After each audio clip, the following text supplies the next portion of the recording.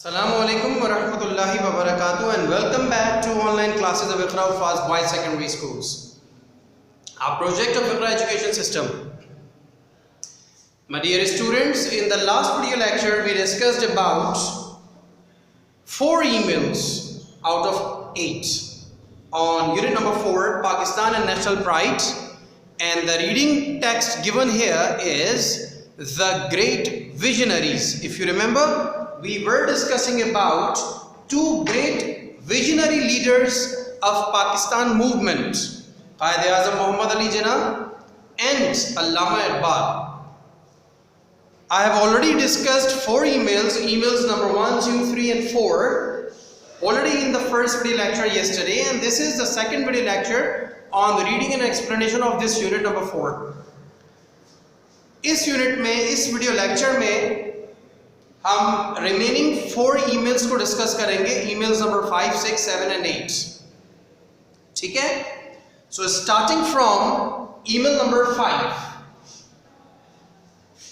on page number 81, this email was written on 17th June 2018 at 1:30 PM, 1:30 PM, यानी कि ये email number 5 17 जून को दोपहर 1:30 बजे लिखी गई थी, 1:30 पर. ये ईमेल लिखी थी हुमा ने लुब्ना, फरहीन और ताहिरा को, और इस ईमेल का सब्जेक्ट है क्वाइद-ए-आज़म एस्पिरेशंस फॉर पाकिस्तान, पाकिस्तान के लिए उनके जज्बात. I will read this email once and then I will explain you. You need to open page number 84 in your books. Sorry, 81 in your books. Thank you, Farheen. We will definitely add this. Now here is the vision that the Quaid-e-Azam had for Pakistan. Aspirations for Pakistan. Quaid-e-Azam envisions Pakistan as a nation state, ensuring equal rights for all citizens of Pakistan. On August 11, 1947, the Quaid-e-Azam, on his election as the first President of the Constituent Assembly of Pakistan, declared, "You are free. You are free to go to your temples. You are free to go to your mosques or to any other place of worship in this state of Pakistan. We are starting in the days when there is no discrimination, no distinction between one community and another. We are starting with this fundamental principle that we are all citizens and equal citizens of one state." He also wanted Pakistan to be a state where justice and merit prevailed.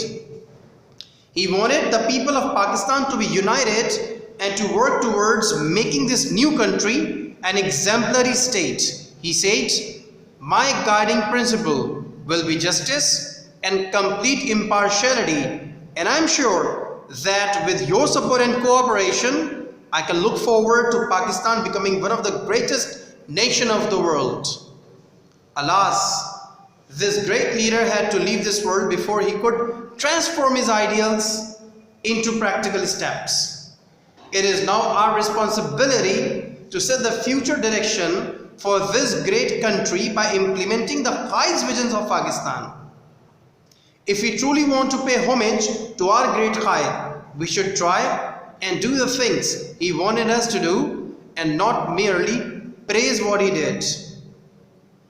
On every Independence Day, we should think of what we need to do to take Pakistan forward on the way to peace and prosperity. Tahira, I think we now have enough information about Quaid-e-Azam. Let's see what Lubna and Farheen find out about Allama Iqbal. We will then meet and decide how to present all this information. Best wishes, Huma. Huma कहती हैं, फरहीन बहुत शुक्रिया, और हम ये सारी information add करेंगे. और अब मैं क़ायद-ए-आज़म को जो विजन पाकिस्तान के लिए था, उनके जो जज्बात पाकिस्तान के लिए थे, वो मैं तुम लोगों से शेयर करती हूँ. Aspirations for Pakistan. क़ायद-ए-आज़म ने पाकिस्तान को एक नेशन स्टेट के तौर पर देखा था. नेशन स्टेट के तौर पर मतलब कि एक ऐसी रियासत जहाँ पर एक कौम हो, यानी कि तमाम शहरी, तमाम पाकिस्तानी फ़कत एक कौम के तौर पर रहें. उनका मज़हब, रंग, नस्ल चाहे अलग अलग क्यों ना हो, लेकिन बहैसियत शहरी वो एक कौम हो. Ensuring equal rights for all citizens of Pakistan. انہوں نے اس بات پر بڑا زور دیا کہ پاکستان میں ہر شہری کو برابر کے یکساں حقوق مہیا کیے جائیں گے، فراہم کیے جائیں گے.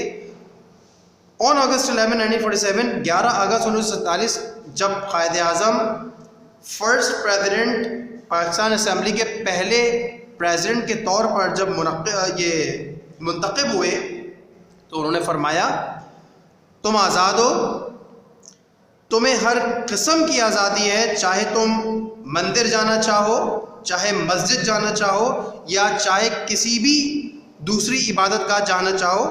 اس اسلامی ریاست پاکستان میں ہم اس اسلامی ریاست کو اس طور پر شروع کر رہے ہیں کہ یہاں پر کوئی امتیاز اور کوئی فرق کسی دو کمیونٹیز کے درمیان نہ ہو، یعنی کہ ہندو اور مسلم، سکھ اور پارسی، نہیں، بلکہ ہم سب پاکستان کے شہری ہیں. We are starting with this fundamental principle. ہم اس اصول کی بنیاد پر، بنیادی اصول کی بنیاد پر اس ملک کی بنیاد رکھ رہے ہیں، اس ملک کا آغاز کر رہے ہیں کہ ہم سب، چاہے وہ مسلمان ہوں، پارسی ہوں، سکھ ہوں، عیسائی ہوں، ہندو ہوں، ہم سب پاکستان کے شہری ہیں اور ہم سب پاکستان کے برابر کے شہری ہیں. He also wanted Pakistan to be a state where justice and merit prevailed. وہ چاہتے تھے، قائد اعظم یہ چاہتے تھے، ان کے دماغ میں یہ بات تھی کہ پاکستان کو ایک ایسا ملک بنایا جائے، ایسی مملکت بنایا جائے جہاں پر انصاف اور میرٹ کی بنیاد پر فیصلے ہوں. وہ پاکستان کے لوگوں کو متحد کرنا چاہتے تھے اور وہ چاہتے تھے کہ یہ سب مل کر پاکستان کے لیے جد و جہد کریں اور اس کو پاکستان کو ایک مثالی ریاست بنائیں، مثالی ملک بنائیں. انہوں نے ایک مرتبہ فرمایا کہ میرا جو رہنما اصول ہے، گائیڈنگ پرنسپل ہے، وہ ہے انصاف اور امپارشیلٹی، غیر جانبداری. میں کسی کی سائڈ نہیں لوں گا، بحیثیت پریزیڈنٹ میں کسی کی سائڈ نہیں لوں گا، بلکہ میں حق کا ساتھ دوں گا. جو حق پر ہوگا، سچ پر ہوگا، میں انصاف کی بات کروں گا. ایسا نہیں کہ میں مسلمان ہوں تو میں مسلمانوں کی سائڈ لوں اور ہندوؤں کے ساتھ ناانصافی ہو جائے، نہیں، یا سکھ کے ساتھ ناانصافی، نہیں، ہرگز نہیں، بلکہ ہر ایک شہری کو یکساں سہولتیں اور حقوق فراہم کیے جائیں گے. اور انہوں نے فرمایا کہ and I'm sure with your support and cooperation I can look forward to Pakistan becoming one of the greatest nations of the world. میں یہ دیکھ رہا ہوں کہ اگر آپ لوگوں کا کوآپریشن، آپ کا تعاون اور آپ کی سپورٹ، آپ کی حمایت مجھے حاصل رہی، آپ کی مدد مجھے حاصل رہی، تو پاکستان دنیا کے بہترین ممالک میں سے ایک ملک ہوگا. الاس، افسوس، اتنے عظیم لیڈر اپنے آئیڈیلز کو، اپنے آئیڈیاز کو، اپنے خیالات کو، اپنی پلاننگ کو پریکٹیکل سٹیپس میں نہیں دیکھ پائے، امپلیمنٹ نہیں کر پائے، لاگو نہیں کر پائے. اب یہ ہماری ذمہ داری ہے کہ ہم پاکستان کے مستقبل کو سنواریں. اور یہ کیسے سنوار سکتے ہیں، ہمیں کیسے ترقی مل سکتی ہے، ہمیں کیسے خوشحالی مل سکتی ہے، جب ہم قائد اعظم کے ویژن کو لے کر چلیں. جو قائد اعظم کا ویژن پاکستان کے لیے تھا، ہم بھی اپنے سامنے اس قائد اعظم کے ویژن کو رکھیں.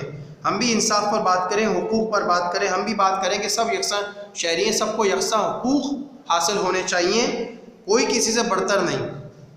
اگر کسی کو برتری ہے تو وہ اس کی انصاف اور اس کے حق کی بدولت ہوگی، ورنہ جس کا جو حق ہے وہ اس کو ملنا چاہیے.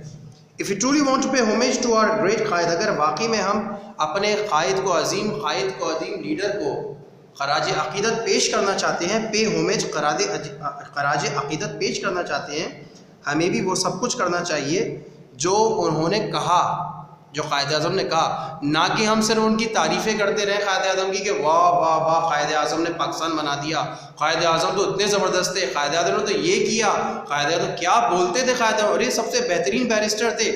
بھائی یہ ساری تعریفیں تو ٹھیک ہے اپنی جگہ، اس میں کوئی شک نہیں ہے، وہ واقعی میں ان سب چیزوں کو ڈیزرو کرتے تھے، ساری کو ڈیزرو کرتے ہیں. لیکن ہمارا مقصد یہ نہیں ہے کہ ہم صرف تعریفیں کرتے رہیں قائد اعظم کی، بلکہ ہمیں عملی طور پر پاکستان کے لیے وہ سب کچھ کرنا ہے جو قائد اعظم ہم سے چاہتے تھے اور وہ خود بھی کرنا چاہتے تھے. ٹھیک ہے؟ اور ہمارے ہر یوم آزادی پر ہمیں یہ سوچنا چاہیے کہ ہمیں کیا کرنا ہے اور ہمیں کس طرح پاکستان کو ترقی دینی ہے, خوشحالی دینی ہے, اور اس میں امن و امان قائم کرنا ہے. ہمیں یہ ہر یوم آزادی پر سوچنا چاہیے اور سوچ کر اس پر امپلیمنٹ کرنا چاہیے. اس کو امپلیمنٹ کریں ملک میں. دیکھیں ہر ایک بندہ اپنے طور پر جو چیز کنٹریبیوٹ کر سکتا ہے وہ کرے. بیٹے ایسا نہیں ہے کہ آپ یہ سوچیں کہ میں تو ایک 16-17 سال کا 15-16 سال کا ایک بچہ ہوں اور میں تو ایک اسٹوڈنٹ ہوں, میں کیا کر سکتا ہوں پاکستان کے لیے. نہیں, ہر ایک شہری اپنے طور پہ سوچے کہ مجھے کیا کرنا ہے. میں یہ سوچوں کہ میں اگر میں پاکستان کو صاف کرنا چاہتا ہوں تو میں پورے پاکستان میں گھوم کر کے پاکستان کو صاف نہیں کر سکتا, بلکہ میں اپنے اطراف کے ایریے کو اگر صاف کر لوں, میں کہیں کچرا نہ پھینکوں, کہیں کچرا پھینکا ہوا اس کو اٹھا کے ڈسٹ بن میں ڈال دوں. اگر ہر شہری یہ کر لے, آٹومیٹیکلی کلیکٹیو ایفرٹ سے پورا پاکستان صاف ہو جائے گا. That is for sure. Charity begins at home. آپ کو اپنی ذات سے سٹارٹ کرنا پڑے گا. آپ کو یہ نہیں سوچنا ہے کہ میں کیا کر سکتا ہوں, آپ کو یہ سوچ سکتا ہے, آپ کو یوں سوچنا ہے میں کیا کر سکتا ہوں وہ میں کروں. ٹھیک ہے. ای میل نمبر ایکسکیوز می, ای میل نمبر 6 آن پیج نمبر 82. یہ ای میل لکھی گئی 18 جون 2018 کو شام 6:32 پر, اور یہ ای میل لکھی لبنہ نے فرین محمد طارق کو. ای میل نمبر 5 ہما نے لکھی, ای میل نمبر 6 لبنہ نے لکھی, اور ان کا سبجیکٹ تھا علامہ اقبال پرسنالٹی اینڈ اچیومنٹ. اب ہم بات کرتے ہیں, اب انفارمیشن ہمارے پاس آئی ہے علامہ اقبال پر. علامہ اقبال کی شخصیت اور ان کی کامیابیاں, ان کے کارنامے, ان کی زندگی کے وہ پہلو جو شاید ہمارے سامنے نہ ہو. آج ہمیں پتہ چلے گا کہ علامہ اقبال کی شخصیت کیا ہے اور ان کی کارنامے کیا ہے. تو لبنہ کہتی ہیں, dear Farheen, now that my cousin's wedding is over, I've managed to find the following information about the poet of the East. Now that my cousin's wedding is over, یہ کہہ رہی ہیں, فرین کہہ رہی ہیں کہ اب چونکہ میری کزن کی شادی ختم ہو چکی ہے اور میرے پاس وقت ہے, تو میں نے جو ہے وہ شاعر مشرق علامہ اقبال پر کچھ انفارمیشن اکٹھی کی ہے, وہ میں تم لوگوں سے شیئر کرنا چاہتی ہوں. I will read this email first and then I'll explain you. Personality and achievements. Allama Iqbal, Allama Muhammad Iqbal, the poet of the East, was no doubt a great poet, but poetry was only one of his many accomplishments. He began his professional career as a professor of Arabic at the Oriental College, Lahore, after doing his MA in 1899. In 1905, he went to London to study law and received a law degree. He thus became a barrister by profession. But this does not mean that he gave up everything else.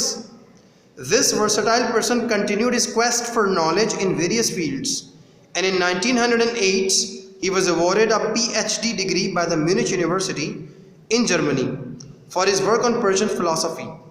That is why he is also known as Dr. Muhammad Iqbal. Regards Lubna. لبنہ بتا رہی ہیں ہمیں علامہ اقبال کی شخصیت اور ان کے کارنامے. علامہ اقبال جو کہ شاعر مشرق ہیں, یہ اس میں کوئی شک ہی نہیں ہے کہ وہ ایک بہترین شاعر تھے, اور پوئٹری شاعری ان کی بہت سارے کارناموں میں سے ایک کارنامہ ہے. انہوں نے اپنے پروفیشنل کریئر کا آغاز اورینٹل کالج میں عربی کے پروفیسر کے طور پہ کیا, لاہور میں. اور یہ انہوں نے اورینٹل کالج میں جو عربی کے پروفیسر یہ بنے علامہ اقبال, یہ اپنا MA مکمل کرنے کے بعد بنے, اور 1899 میں 1899 میں اورینٹل کالج جوائن کیا as a professor of Arabic. اس کے بعد 1905 میں وہ لندن گئے اور وہاں قانون کی ڈگری حاصل کی, انہوں نے لاء کی ڈگری حاصل کی, اور وہ ایک وکیل بن گئے بائی پروفیشن. لیکن وہ وکیل بننے کے بعد ایسا نہیں کہ انہوں نے سارے کام چھوڑ دیے, اپنی شاعری چھوڑ دی, نہیں. ان کی پرسنالٹی بہت ورسٹائل تھی, یونیک تھی, ملٹیپل ٹیلنٹس کے مالک تھے یہ, اور ان کی جو کویسٹ فار نالج, علم کی تلاش, علم کی جو جستجو تھی وہ ان کی جاری رہی, اور انہوں نے مختلف فیلڈز کو کھنگالا. پھر 1908 میں میونچ یونیورسٹی نے میونچ یونیورسٹی جو جرمنی کی یونیورسٹی ہے، انہوں نے ان کی پرشین فلسفی پر انہوں نے جو کام کیا تھا، اس کے اعزاز میں ان کو پی ایچ ڈی کی ڈگری ایوارڈ کی.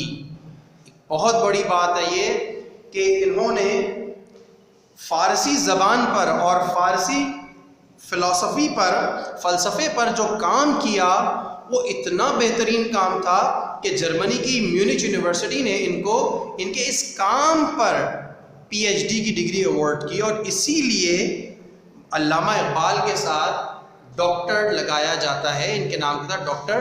ڈاکٹر دو طرح کے ہوتے ہیں بیٹے. نمبر 1 جو MBBS میڈیکل کی ڈگری حاصل کرتا ہے وہ بھی ڈاکٹر ہوتا ہے، اور اس کو بھی اتھارٹی ہوتی ہے کہ وہ اپنے نام کے ساتھ ڈاکٹر کا استعمال کر سکیں. نمبر 2 جو پی ایچ ڈی کر لیتا ہے. P H D is the last stage of education apparently. جو پی ایچ ڈی کر لیتا ہے وہ بھی ڈاکٹر کہلاتا ہے. ٹھیک ہے. Now we will move towards email number 7 on page number 83, June 19, 2018 at 1:40 PM دوپہر 1:40 پر یہ ای میل لکھی گئی 19 جون کو. یہ ای میل لکھی فرحین نے ہما، طاہرہ اور لبنہ کو، اور اس کا سبجیکٹ تھا علامہ Iqbal political Acumen and contribution.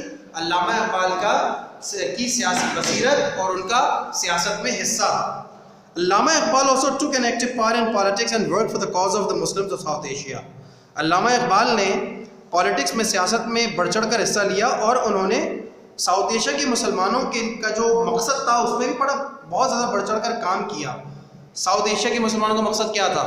Pakistan کی تخلیق، پاکستان کی آزادی، آزاد خود مختار ریاست. تو علامہ اقبال نے بھی اس میں بڑھ چڑھ کر حصہ لیا اس پاکستان موومنٹ میں، تحریک پاکستان میں. He was elected as a member of the Punjab Legislative Council in 1926. علامہ اقبال کو پنجاب لیجسلیٹو کونسل کا ممبر منتخب کیا گیا 1926 میں، اور انہوں نے یہ پوسٹ اپنے پاس رکھی 1929 تک، یعنی کہ 3 سال. اس کے بعد he had become deeply involved with the Muslim League activities. وہ مسلم لیگ کی ایکٹیویٹیز میں بہت زیادہ انوالو ہو گئے تھے. Due to his commitment to the cause of Muslim rights in India, چونکہ ان کا ان کی کمٹمنٹ تھی اپنی ذات سے کہ مسلم رائٹس ان انڈیا، پاکستان اس میں انڈیا میں جو مسلمانوں کے رائٹس تھے اس کو حاصل کرنے کے لیے انہوں نے کمٹمنٹ کی ہوئی تھی اپنی ذات سے کہ مجھے اس میں بڑھ چڑھ کر حصہ لینا ہے. He was soon elected as a president of Punjab branch of All India Muslim League, اور پھر وہ آل انڈیا مسلم لیگ کے پنجاب کے صدر بن گئے. A post he held till the time of his death. اور یہ پوسٹ جو Punjab branch of All India Muslim league کے پریزیڈنٹ کی جو پوسٹ تھی یہ ان کے انتقال تک ان کے پاس رہی. One of Iqbal's biggest political contribution is his الہ آباد ایڈریس. جو علامہ اقبال کا سب سے بڑا کنٹریبیوشن ہے تحریک پاکستان میں وہ ان کا الہ آباد کا خطاب ہے جو بہت مشہور ہے، which he delivered in 1930، جو انہوں نے 1930 میں دیا. when he presided over the Allahabad meeting of the All India Muslim League، جب وہ الہ آباد meeting all India Muslim league کی الہ آباد میٹنگ کو پریزائڈ کر رہے تھے، صدر کی حیثیت سے وہ اس کو ہولڈ کر رہے تھے. It was on this historic occasion that he made a definite demand for a separate Muslim state in South Asia. اور یہ پہلی مرتبہ تاریخ میں ہوا تھا کہ پبلکلی ایک ڈیمانڈ رکھی گئی تھی مسلمانوں کے لیے ایک آزاد اور خودمختار الگ ریاست کی. پہلی مرتبہ پبلکلی، ویسے تو باتیں چل رہی تھی بہت ساری، لیکن پبلکلی عوام کے سامنے عوامی سطح پر یہ پہلی مرتبہ کسی خطاب میں یہ بات کی گئی. ان ہز پریزیڈینشیل ایڈریس، وہ جو خطاب انہوں نے کیا، ڈاکٹر علامہ اقبال سیٹ، علامہ اقبال نے کہا India is a continent of groups belonging to different races, speaking different languages and believing in different religions. علامہ اقبال نے فرمایا کہ یہ جو انڈیا ہے، انڈیا ایک ایسا کانٹیننٹ ہے جہاں پر لوگوں کے، انسانوں کے مختلف نسل سے تعلق رکھنے والے لوگ موجود ہیں، مختلف زبانیں بولنے والے لوگ موجود ہیں، اور مختلف مذاہب کے ماننے والے لوگ موجود ہیں. The Muslim demand to create a Muslim India within India is in no way without justice. تو اگر مسلمان ڈیمانڈ کر رہے ہیں ایک مسلم انڈیا کی ود ان انڈیا، انڈیا ہی کے اندر، اگر انڈیا میں رہتے ہوئے مسلمان یہ ڈیمانڈ کر رہے ہیں کہ ہمیں ایک الگ ریاست چاہیے، تو اس کا مطلب یہ ہے کہ کچھ نہ کچھ تو ان کے ساتھ زیادتی ہوئی ہے، اور یہ حق پر ہے، یہ بالکل ان کا کہنا صحیح ہے، یہ حق بجانب ہے، یہ الگ ریاست مانگ سکتے ہیں اگر ان کے ساتھ ظلم ہوا ہے، اگر ان کو انصاف مہیا نہیں کیا گیا ہے، اگر مسلمانوں کے ساتھ زیادتی کی گئی ہے. For my part I would like to go one step further. کہتے ہیں کہ میں اپنے طور پر یہ کہتا ہوں کہ میں ایک اسٹیپ آگے ذرا بڑھ کر یہ بات کر رہا ہوں. I would like to see the Punjab, Northwest Frontier Province, Sindh and Balochistan unite under a single Muslim state. کہ Punjab and WFP north west frontier province اور سندھ اور بلوچستان، یہ 4 صوبے جو ہمارے پاس آج صوبے ہیں پاکستان میں، انہوں نے یہ 4 علاقوں کی بات کی تھی علامہ اقبال نے 1930 میں. کہ میں چاہتا ہوں کہ ان 4 علاقوں کو ملا کر ایک مسلم اسٹیٹ بنا دی جائے، چونکہ یہاں پر مسلمانوں کی میجورٹی تھی. ٹھیک ہے. However, this demand shocked both the Hindus and the British alike, and they both opposed it. بہرحال چونکہ ہم یہ بات پہلے ڈسکس کر چکے ہیں کہ ہندوستان میں 2 بڑے اپوزیشن پلیئرز موجود تھے، پاور پلیئرز موجود تھے، ایک تو رولنگ برٹش اور دوسرے میجورٹی آف ہندوز. تو ان دونوں کو بھی یہ بات اچھی نہیں لگی اور انہوں نے اس کو اپوز کیا، اس کی مخالفت کی. This demand for a separate state for Muslims took such firm root. اور یہ جو ڈیمانڈ تھی مسلمانوں کے لیے الگ ریاست کی، اس نے ایسی اپنی جڑیں پکڑی that at its meeting in Lahore، جب لاہور میں ان کی میٹنگ ہوئی 23 مارچ 1940 کو، the Muslim League passed a resolution demanding a separate state for the Muslims of India. مسلمانوں نے 23 مارچ 1940 کو 10 سال کے عرصے میں یہ اتنی مضبوط ہو گئی یہ ڈیمانڈ آزاد مسلم ریاست کی کہ 1940 23 مارچ کو قرارداد پاکستان منظور کرا لی گئی، مسلمانوں نے منظور کرا لی. This resolution is known as the Pakistan Resolution، اور اس ریزولوشن کو، اس قرارداد کو قرارداد پاکستان کے نام سے جانا جاتا ہے. From this point onwards، اور اس کے بعد پھر کیا ہوا، all efforts were directed towards this end. تمام کی تمام ان کی جو ہے وہ جدوجہد اسی کام میں لگے، culminating in the creation of Pakistan، جس کا حتمی نتیجہ کیا نکلنا تھا، پاکستان کی صورت میں نکلا 14 اگست 1947 کو. Now we will discuss the last email, email number 8 on page number 84. This email was written on June 20th, 2018 at 11:29 AM.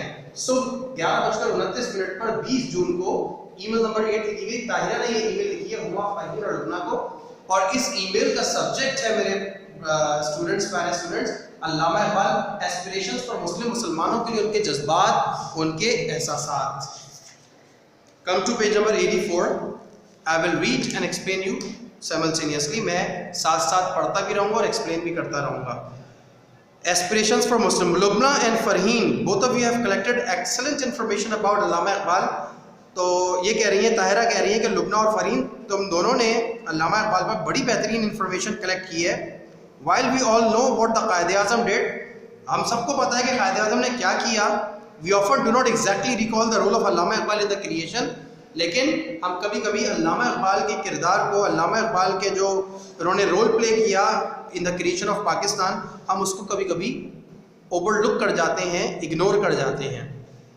Allama Iqbal died in 1938، 1938 میں علامہ اقبال کا انتقال ہوا. 9 years before the creation of Pakistan, Pakistan بننے سے 9 سال پہلے. But he played a major role in its creation.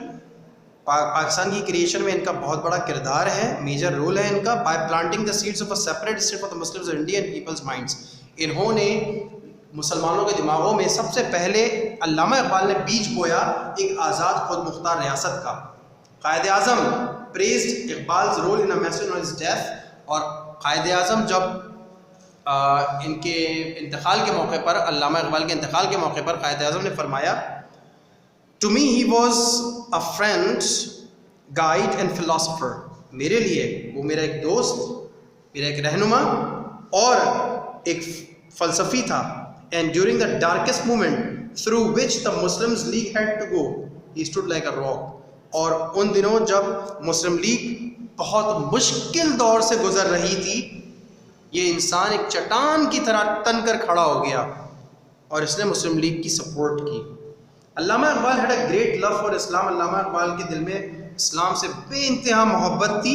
He always advised the Muslims to remain true to their faith، اور انہوں نے ہمیشہ مسلمانوں کو ایک ہی نصیحت کی کہ بھائی اپنے مذہب، اپنے عقیدے سے جڑے رہو، and to practice it in letter and spirit، اور پورے مائٹ سے، پورے جوش و خروش سے پوری لگن سے اپنے عقیدے پر نہ صرف جڑے رہو بلکہ اس کے اوپر عمل بھی کرتے رہو. ان his الہ آباد ایڈریس he said, ان کے الہ آباد ایڈریس جو 1930 میں انہوں نے خطاب کیا تھا الہ آباد میں، الہ آباد کے خطاب میں انہوں نے فرمایا I have learned one lesson from the history of Muslims. میں نے مسلمانوں کی تاریخ سے ایک سبق سیکھا ہے. اور ڈیئر اسٹوڈنٹس توجہ طلب بات ہے، بہت ہی پیاری بات ہے. I love these words and I often recall his words. اکثر میں یہ الفاظ یاد کرتا ہوں اور میں واقعی میں بڑا ہی مسرور ہو جاتا ہوں ان الفاظ کو یاد کر کے. ذرا سنیے گا کیا کہتے ہیں علامہ اقبال. علامہ اقبال کہتے ہیں کہ میں نے مسلمانوں کی تاریخ سے ایک چیز سیکھی ہے. وہ کیا چیز سیکھی ہے بھائی؟ کہ مشکل وقت میں، تاریخ میں جب بھی مشکل وقت پڑا ہے، it is Islam that has saved Muslims and not Muslim that has saved Islam.